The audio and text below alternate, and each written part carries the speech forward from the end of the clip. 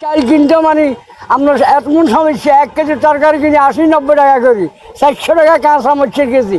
আমরা কি করে কি খাবো বলেন আপনারাই বলেন, আপনাদের বিষয়ের কি কয় যে আমরা কি এমনি সারা জীবন দুর্ভোগ করুন না আরো ভালো হইবে আমাদের, সেটা আপনাকে বিবেকের উপর দিচ্ছি, আপনারা বিবেক মতন করেন। নতুন সরকার আসছে, আমরা যে আগে একটু আনন্দিত হবে, আনন্দিত রয়েছি। এখন দেখি যে আগে খেয়ে আমাদের করুণ অবস্থা, দুর্ভাগ্য অবস্থা, আমাদের বুকে মাটি শিখেছে, আমরা কীভাবে চলুন সেটা এখন সরকারও জানে যে এই দেশের জনগণ সাধারণ মানুষের কীভাবে তারা উঠাইব, এটা হলো তাদের ব্যাপার স্যাপার।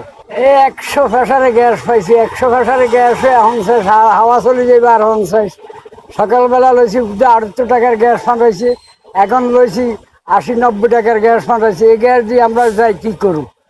2 টিপ নাড়ি চালাইলে গ্যাস নেই, 1 টিপ চালাইলে গ্যাস থাকে না। আগে তো অনেক ভালো ছিল, এখন তো আর গ্যাসে নেই। আগে যে একটা আনন্দিত বা বর্তমানে একটা আনন্দিত হম, সে আনন্দিত নেই, সে একটা মানে একেবারে দুর্ভাগ্যজনক। বুঝলাম আগে গ্যাসের সাইজে ভালো ছিল, আগে গ্যাসের সাইজে 240-30 সে মিলে ছিল। এখন আমরা 80-90, এর বেশি প্রেসার উঠতেছে না। এখন আমরা কোন রাস্তায় যাব? আমরা তো পারবো না, চুরি করতাম, ডাকাতি করতাম। আমাদের কর্ম হইলো এই গাড়ি দিয়ে যদি ইনকাম না খাইতে পারি, বাচ্চা কাচ্চা না চালাতে পারি, তা আমরা কোন দিকে যাব? আমরা কোন দিকে কী করব? আমাদের সমিতি আছে, সব কিছু আছে। আমরা আগে তো ভালোই আছিল, এখন বর্তমানে তো আরো খারাপ হয়ে যাইতে আছে। যে আওয়ামী লীগের আমলে তো একদম এভেলেবেলে দিছে, এখন আমার বিএমপিআই অনাগরে বাস দিতে আছে। আগে তো বাস দেয় না, আগে তো সুন্দরে আছিল গরিব গুন্না, এখন গরিব গুন্নারে উড়ে শেষ করে দিতে আছে বাংলাদেশের মধ্যে।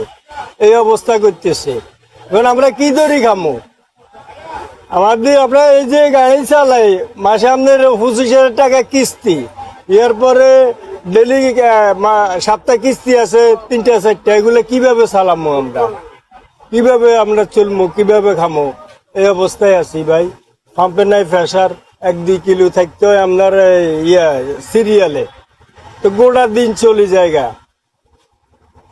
গোটাটা দিন চলে যায়। শুধু গ্যাস লইতে এবার গাড়ি চালানোর টাইম নেই, কতক্ষণে গাড়ি চালামো? এই অবস্থা আর কি ভাই।